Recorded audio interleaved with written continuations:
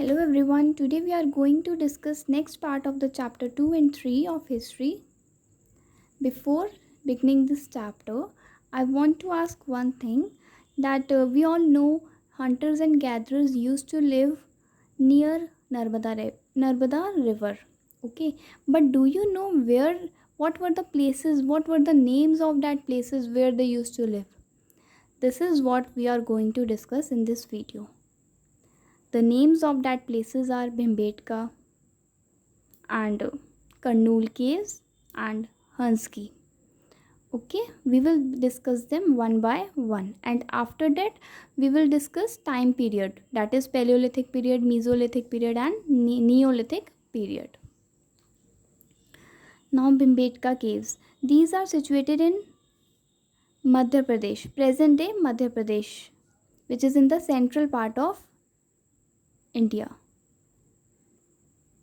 ये एक old site है जहाँ पे केव्स और रॉक शेल्टर्स हैं, ठीक है। जहाँ और ये केव्स क्या करते थे, उन हंटर्स और गैदरर्स को नेचुरल शेल्टर प्रोवाइड करते थे रेन, हीट या विंड से, ठीक है। ज़्यादा बारिश आती थी या बहुत ज़्यादा गर्मी होती थी या आंधी तूफान से उनको बचाए रखते थे ये केव्स, ठीक है। अब जो हंटर्स और गैदरर्स हैं वो वहाँ पेंटिंग भी करते थे केव्स की वॉल्स पे। ये हमें कैसे पता चला, हमें कुछ पेंटिंग्स वहाँ पे मिली हैं, ठीक है। ये एक एविडेंस है कि वहाँ पे वो लोग पेंटिंग करते थे और वो लोग नर्मदा रिवर वैली के पास रहते थे। ये केव्स जो हैं उसी के पास थे। अब जो ये साइट्स जो साइट्स हैं इस पे भिम्बेटका में, ये क्या है, हैबिटेशन साइट्स कहलाती है। मतलब कि यहाँ पे लोग रहते थे। हैबिटेशन साइट का मतलब होता है यहाँ पे लोग रहते थे, ठीक है। अब नेक्स्ट हम डिस्कस करेंगे कर्नूल केव्स। जो कर्नूल केव्स है ना, ये हमारा प्रेजेंट डे आंध्र प्रदेश में आता है, ठीक है। यहाँ पे क्या मिला हमें, यहाँ पे हमें जो ऐश होती है उसके ट्रेसेस मिले हमें, जिससे पता चला कि वहाँ के लोग जो थे वो फायर से फेमिलियर थे, ठीक है। मतलब वो फायर के बारे में जानते थे। अब वो फायर का जो यूज़ है वो काफ़ी चीज़ों में कर सकते थे, जैसे लाइट, सोर्स ऑफ लाइट, ठीक है। आग जलाते थे ताकि अंधेरा ना हो और लोगों को दिखे, या फिर मीट को रोस्ट करने के लिए, या फिर हो सकता है एनिमल्स को भगाने के लिए भी यूज़ किया करते थे आग को, ठीक है। ये कर्नूल केव्स के बारे में हमने इतना ही हमें एनसीईआरटी में अभी हमें इतना ही दिया है और इतना ही लर्न करना है। उसके बाद हंसगी, ये भी है, यहाँ पे भी बहुत सारी केव्स और रॉक शेल्टर्स थे। ये कहाँ पे है, ये प्रेजेंट डे कर्नाटका में है, ठीक है। मैंने ये दोनों चीज़ें मेंशन नहीं की हैं, आप अगर चाहें तो मेंशन कर सकते हैं नोट्स में अपने कि ये प्रेजेंट डे आंध्र प्रदेश में है और हंसगी जो है ये प्रेजेंट डे कर्नाटका में है, ठीक है। जो ये तीनों साइट्स हमने अभी डिस्कस किए हैं, भिम्बेटका, कर्नूल केव्स एंड हंसगी, ये क्या है, पैलियोलिथिक साइट्स हैं।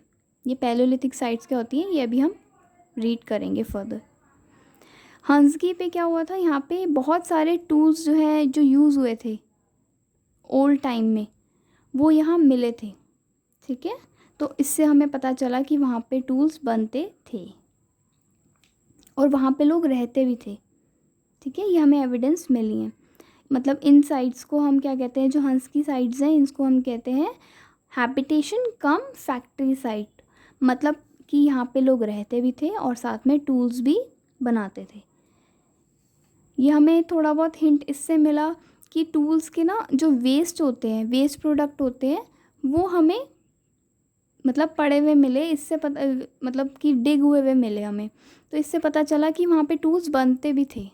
तभी उनके वेस्ट जो होते हैं, टूल्स बनते टाइम जो वेस्ट प्रोड्यूस होता है वो वहाँ हमें मिला, ठीक है। अब जो वहाँ लोकली अवेलेबल स्टोन था वो कौन सा था, लाइम स्टोन, ठीक है, जो टूल्स बनाने में हेल्प करता था। Now we are going to discuss time periods, that is Paleolithic period, Mesolithic period and Neolithic period. Paleolithic period में भी 3 क्लासिफिकेशंस हैं, अपर Palaeolithic, middle Palaeolithic and lower Palaeolithic. जो ये पैलियोलिथिक पीरियड है हमारा, ये सबसे लॉन्गेस्ट पीरियड माना जाता है, मतलब बहुत ही ज़्यादा लंबा था, ठीक है। उसके बाद आया हमारा मीजोलिथिक पीरियड, देन आया नियोलिथिक पीरियड। अब जो ये पैलियोलिथिक पीरियड है ये जो है 2 मिलियन ईयर्स एगो स्टार्ट हुआ और टिल 12,000 ईयर्स एगो तक ये चला। और 99% ऑफ ह्यूमन हिस्ट्री जो है कवर किस में होती है, पैलियोलिथिक पीरियड में। ठीक है, उसके बाद कुछ ड्रास्टिक चेंज आया जिसकी वजह से मेसोलिथिक पीरियड स्टार्ट हुआ और ये रहा 10,000 ईयर्स एगो तक। उसके बाद का जो टाइम है वो नियोलिथिक पीरियड कहलाता है।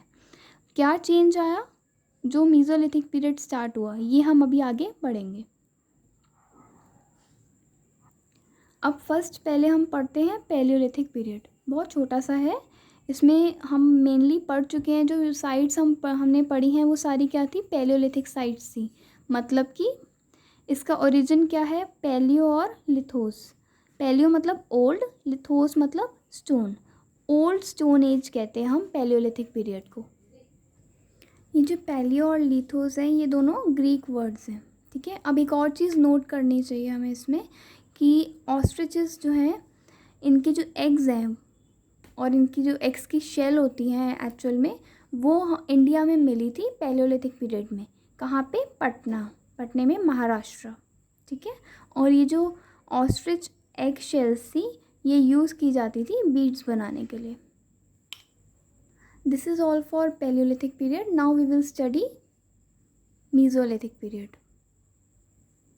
I also wanted to show Paleolithic sites on map of India, which is there in NCERT book of history. Okay, chapter 2. Now you can see Bhimbetka. This is present in current Madhya Pradesh, where habitation used to be done in by hunters and gatherers. Okay, and this is Karnool Caves. This is in current Andhra Pradesh, where ashes और trace of ashes were found, जिससे पता चला कि वहाँ पे आग से लोग फेमिलियर थे, है ना। उसके बाद ये हंस की जो है ये प्रेजेंट डे हमारे कर्नाटका में आता है। और यहाँ ये क्या है, यहाँ पे साइट्स थी हैबिटेशन कम फैक्ट्री साइट्स। ठीक है, जहाँ पे लोग रहते भी थे और स्टोन्स भी बनाते थे। Now we are going to discuss mesolithic period. ये जो है ये 12,000 ईयर्स एगो स्टार्ट हुआ। उस टाइम पे क्या हुआ, इस इन्वायरमेंटल चेंजेस कुछ होने लगे थे स्टार्ट, जिससे क्या हुआ, वार्म कंडीशंस हो गई थी, रिलेटिवली वार्म कंडीशंस हो गई थी, जिसकी वजह से ग्रासलैंड्स डेवलप हो गए। जब ग्रासलैंड्स डेवलप हुए तो जो एनिमल्स जो ग्रास को खाते थे उनकी पॉपुलेशन बढ़ने लगी, मतलब उनका नंबर इंक्रीज़ होने लग गया। ठीक है, जब नंबर इंक्रीज़ हुआ उन एनिमल्स का तो लोगों ने हर्डिंग और रेयरिंग स्टार्ट कर दी, मतलब उनको पालना पोषना स्टार्ट कर दिया और साथ में फिशिंग भी स्टार्ट कर दी। इसके बाद कुछ कुछ प्लांट्स भी ग्रो करने स्टार्ट किए, जैसे कि वीट, बार्ले, ये सब कुछ तो नेचुरली ग्रो हुए और कुछ उन्होंने ग्रो करने स्टार्ट कर दिए। ठीक है, अब ये जो मेसोलिथिक पीरियड है ये 2 वर्ड से आया हुआ है, मिडल और स्टोन। ठीक है, इसे हम मिडल स्टोन एज भी कहते हैं। और ये जो इन्वायरमेंटल चेंजेस हुए थे ये मार्क करते हैं मेसोलिथिक पीरियड की बिगनिंग को। अब जो ये हर्डिंग और रेयरिंग स्टार्ट हुई ये कैसे हुई, जो हंटर्स और गैदरर्स थे ना उन्होंने क्या किया, एनिमल्स को टेम करना स्टार्ट कर दिया, मतलब कि अट्रैक्ट करना अपनी शेल्टर की तरफ, उनके लिए फूड रख देना अपने शेल्टर के पास ताकि वो अट्रैक्ट होएं और फर्दर वो उनकी डोमेस्टिकेशन कर पाए, मतलब उनको पालना पोषना स्टार्ट करें। तो जो एनिमल फर्स्ट एनिमल जो टेम किया था उसका नाम था wild ancestor of the dog. ठीक है, ये आपको याद रखना पड़ेगा। इस मेसोलिथिक पीरियड की कुछ डिस्टिंक्ट फीचर्स हैं। ठीक है, उसमें से एक है wild ancestor of the dog, जो टेम किया गया था हंटर्स और गैदरर्स के थ्रू। फर्स्ट एनिमल था ये। अब उन्होंने कुछ ऐसे एनिमल्स टेम किए जो जेंटल थे, मतलब कि सॉफ्ट नेचर या टेंडर नेचर के थे, उन्हीं को टेम करना स्टार्ट किया। ठीक है, और उनको वाइल्ड एनिमल से भी बचाया। ऐसे वो हर्डर्स बन गए। ठीक है, अब जो कुछ और डिस्टिंक्ट फीचर्स हैं जैसे माइक्रोलिथ्स और डोमेस्टिकेशन, ये हम नेक्स्ट वीडियो में डिस्कस करेंगे और साथ ही साथ हम नियोलिथिक पीरियड भी डिटेल में पढ़ेंगे। ठीक है, this is all for today. If you have any query you can ask me in the comment box.